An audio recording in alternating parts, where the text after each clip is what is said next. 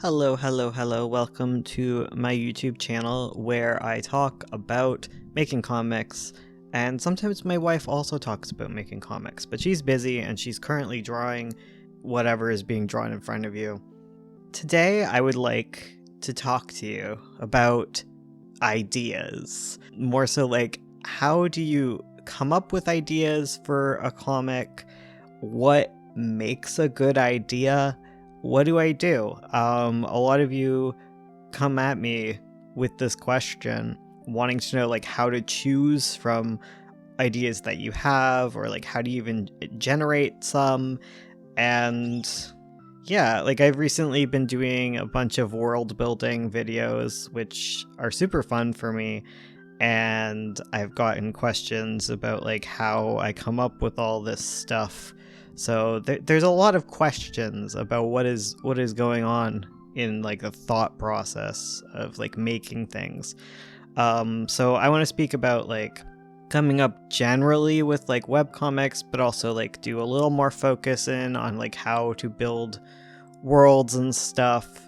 But we're gonna have a great time. So I've been working on a story called Crow Story. I talk about it all the time for these world building videos every Monday, and I thought it would be a good place for me to talk out my process.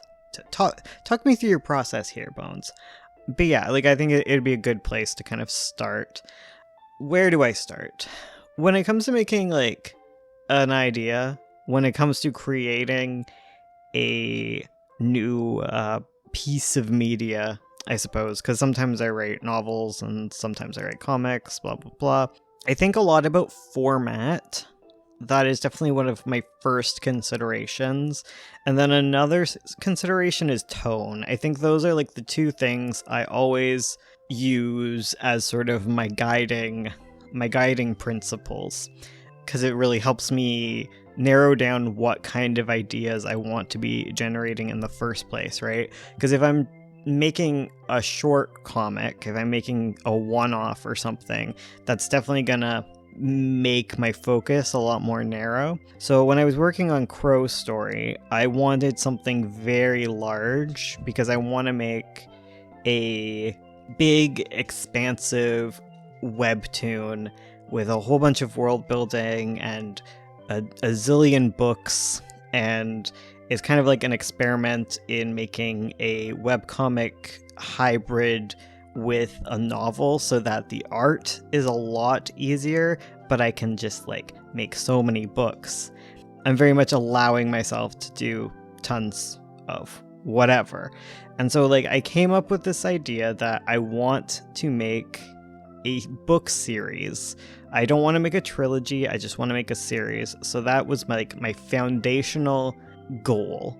That is what I am going for. A lot of you will be like, oh, I want a large comic that is super expansive, or like I want something small that I can complete in a year or two, and then it'll take 10 years, because that's how that works.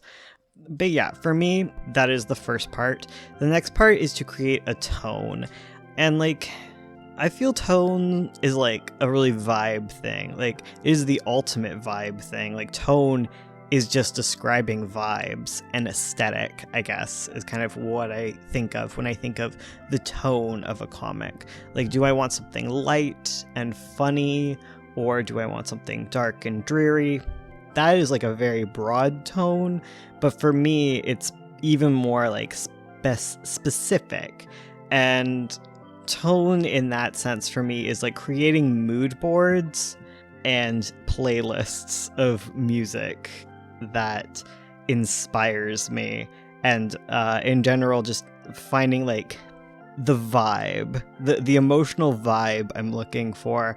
I'm not really a big mood board person. I just mention it because I know a lot of people are, where you just kind of like collect aesthetic pieces, and if you just take enough pictures, if you collect a bunch of like artwork that you really like, and you just find a vibe that you really are into, like that is my second consideration after thinking about it on a more like functional level.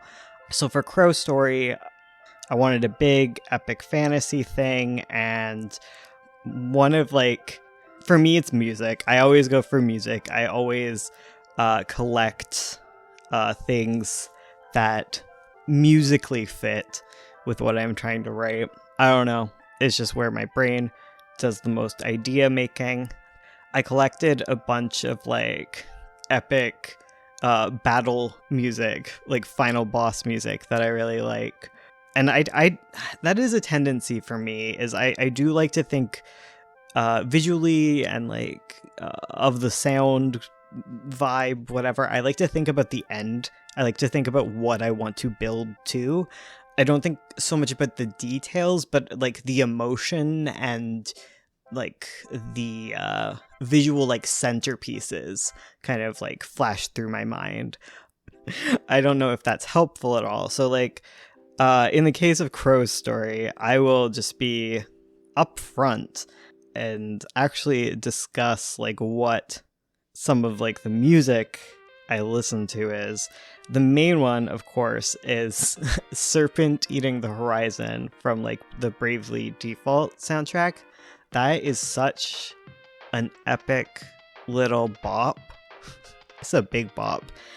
And I think that was like kind of the foundation for me to start like figuring out things. I also listened to like the last song, the final boss theme for the recent Kirby game. That one's good. That's also epic music. But that's what I'm going for, right? Like, that is foundational for me. Like, that is what I want to build to. I want to build to something that feels like this music does in my heart. So after I do that, after that consideration, after kind of collecting like a vibe that I'm going for and an overarching like functional goal, the next thing I do is I start trying to fit together ideas. Ideas for me are just like little scraps of thoughts that I have all over all the time.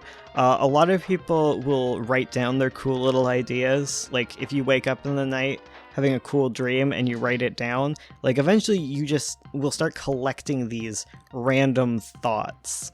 And for me, the hard part, the part where I actually have to like think, is taking like all these scraps of thoughts and finding like a cohesive story within them that I can tell that will hang on nicely to what I have set up in like the early like vibe / structure phase of like ideation. And this, I think, a lot of the time can come down to like inspiration, right? So like there's this whole idea that there's nothing original in the world, and like reductively yes, but also no. The thing about stuff, right, is that there's an infinite number of like ideas, like and like reorganizations of things. Like it's basically infinite, right? And in the sense that like there are tropes and things that repeat, and there are ideas that repeat, like that, to me, that's just language, right? Because if you wanted to make something completely original, like you wouldn't use any known language. It'd have to be something like completely alien to be completely original. And at that point, like, I don't know if that's something, some sort of goal. I don't know if that's like the perfect goal to strive for. When you're looking at like tropes and things, like they're just like a broad cultural language, and they're different throughout cultures too. Like different cultures have different like tropes and things.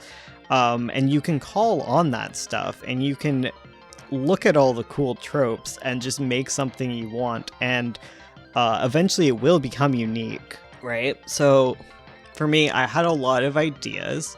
One of my main things is that when I was little, I'm sure we all can relate to this, I hope, like you sometimes like you couldn't get the cool new video game, or you couldn't get the cool book that wasn't at the library yet, or like something hadn't come out yet. I guess we can relate to that nowadays too. Like, you know, time occurs and stuff isn't always immediately available. Anyways, so while I'm waiting for these things, like I always start like imagining where they will go, imagining what could possibly be happening. Like all those like fun theory channels on YouTube that like are like, what is the new Zelda game going to be about? What does this mean? Like all of those theories, like they can just become their own story if they're not true. If they're not true, you can just squirrel that away and use that as something for you. You've created something. When you theorize about a thing and you're incorrect, you now have a cool new idea that hasn't been used. That is one way I think about it. And for me, like for Crow Story, I was really into this idea of the whole like floating destroyed islands thing, right? That's going on in Tears of the Kingdom. I like that aesthetic, and I said, I want that. I'm taking that. That's mine. And I inadvertently kind of took the whole like noodle dragon thing, but that's also because I was listening to Serpent Eating the Horizon, which, you know, like has a very it's music that definitely sounds like a big snake. So I was like, big snake, world explode. That is what I want. That is my dream. I am taking those. Thank you. So like those are two kind of like disembodied ideas. And then some other ideas I had was that I've really been wanting to make a Warrior Cats type story. I don't know much about Warrior Cats. I feel like it lends itself to like making your own ideas or whatever, right? But like I wanted like one of those stories where like animals are main characters and they do things and it's fun. So I was like, okay, that is going to be my focus. So I want animal main characters, possibly cats. It turned out being crows. I was like, oh, that's a cool idea right there. What if Warrior Cats, but it is crows instead of cats, because they have cool, unique, dynamic system, social systems or whatever. Like that sounds like a cool main character. And what if the world that they're in is like this land of like floating islands that are like all over the place? And that kind of brought me back to Tears of the Kingdom, to Breath of the Wild, because I'd been playing that, right? So like genre, right? Haven't mentioned the word genre, but like genre becomes so niche. And a lot of the times, like, genre is just kind of a collection of tropes and vibes.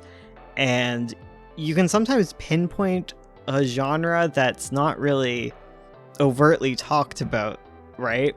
And the genre that I was really into is the whole cozy apocalypse, or cozy post-apocalypse. So, like, there's, like, been this thing with Kirby and, like, Breath of the Wild are two examples of it, where there's, like, the apocalypse has happened, people now live in a post-apocalyptic society, and it is so freaking cozy, you know?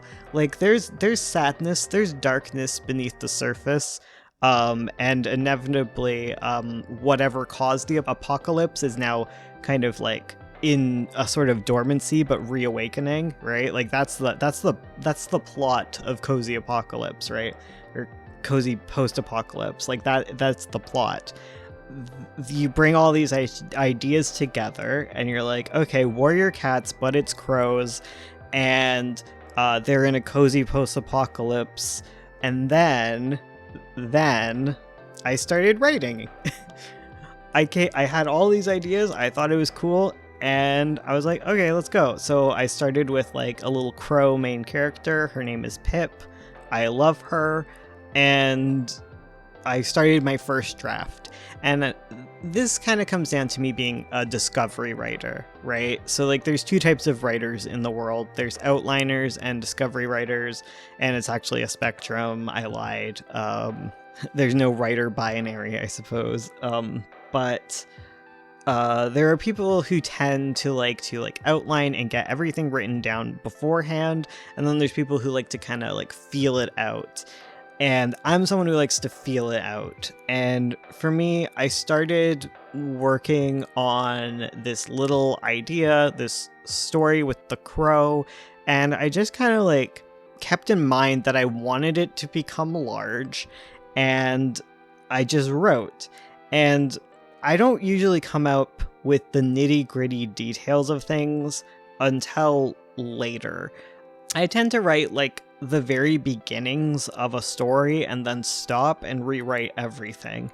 And for some people that's bad, but for me, I think of it kind of like concept art. It's like the writing version of doing like concepting, where I write about the characters, I write scenes, I start fleshing out a story, and then I realize that, okay, everything's kind of broken here, but I like what is going on, so now I'm going to flesh out the world and actually dive into it as a story.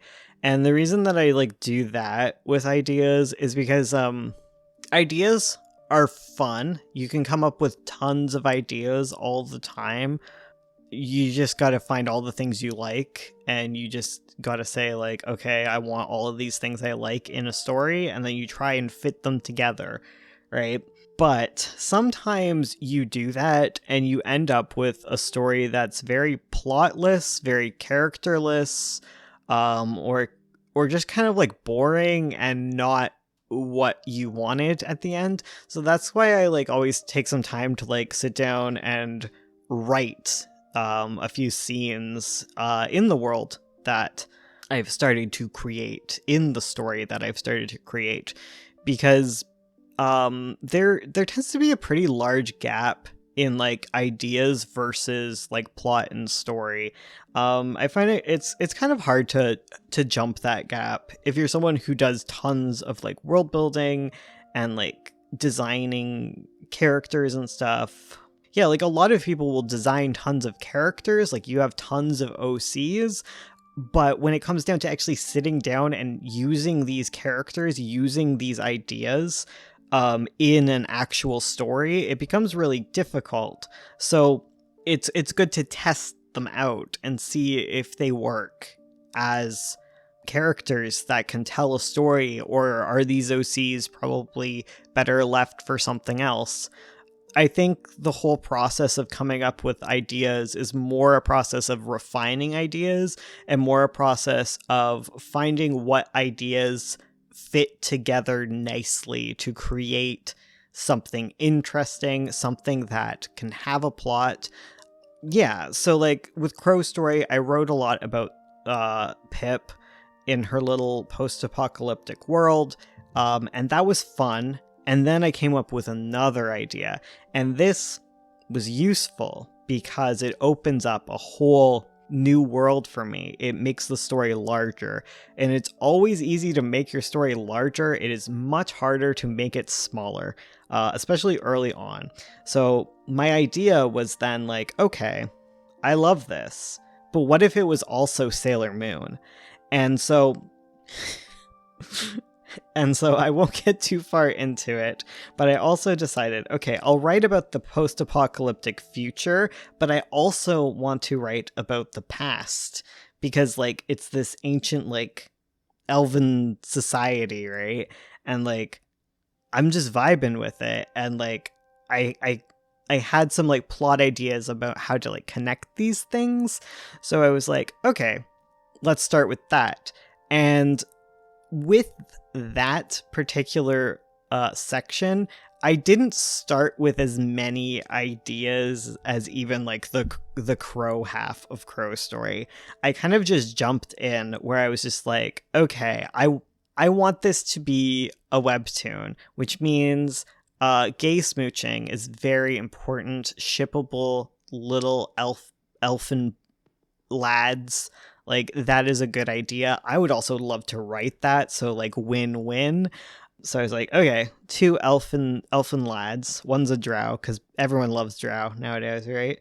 But I was like, okay, prince and a nerd, and they are forced together through a connection of their magic, and they're called blood twins. And that is basically all I had.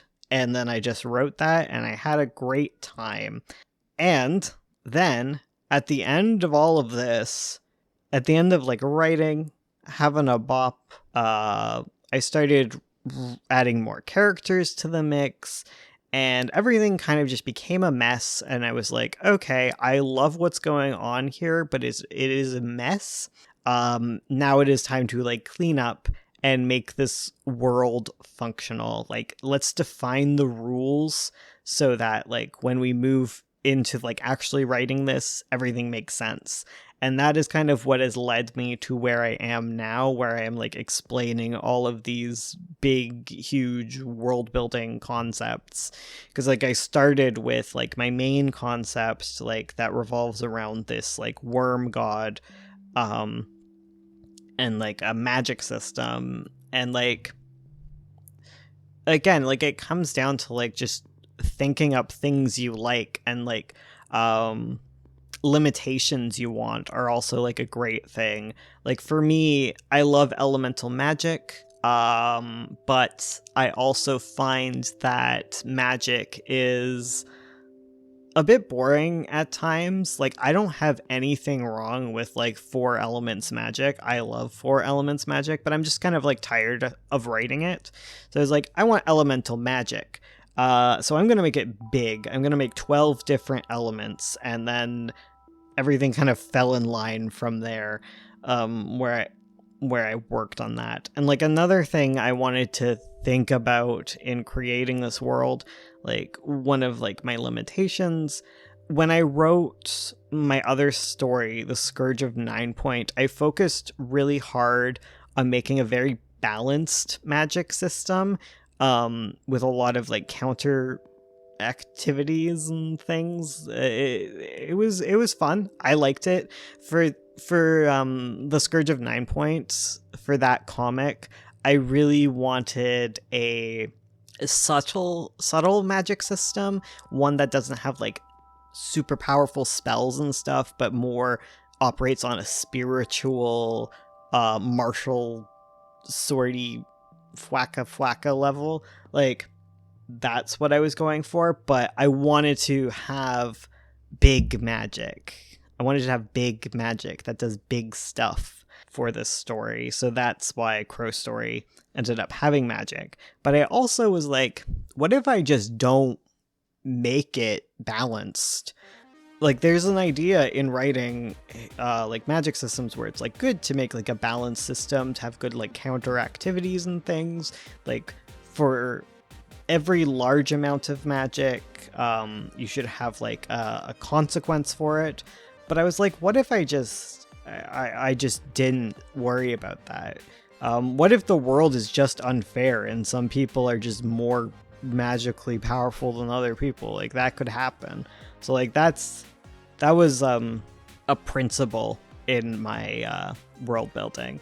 And like these limitations, like I tend to form them later on into the story as I start having like a better like understanding of it. Like I have I have some characters, I have some settings, I have some general like plot points I'm going towards. That's when I really start restricting my ideas. But like going into it, it's good to just have an open mind, and just go wherever your ideas take you, so long as they are moving towards your framework goal and your tonal goal, right? Because if you go off course on like your tone and your framework, there's a lot bigger problems you end up having. So it's very good to know what you're kind of trying to create as you move into it. I feel like I should talk to you guys at some point about like how to create characters and plots within like world building worlds, but I also don't know. Okay, here's my question to you guys. Do you have more trouble creating worlds, or do you have more trouble creating stories and characters to go with your worlds? Or do you have trouble creating worlds to go with your characters or stories to go with your characters? Like what of these three elements is like easy and what is the hard one for you? Like that would be interesting for me to hear. So that's my process regardless. That is what I go for. Thank you for watching. I will talk to you again. I've been trying to have one thought out talky video every month as opposed to doing it weekly, which burnt me out. Yeah, and Ursula is also trying to have one talky video every month. So you should have two videos of topics, and then the rest of the month is just going to be me yammering on about what I am working on and also the critique stream. Yeah, thank you for listening. Thank you. Please remember to like, answer my questions, and subscribe. It means the world to me. It really, really does. All right, goodbye.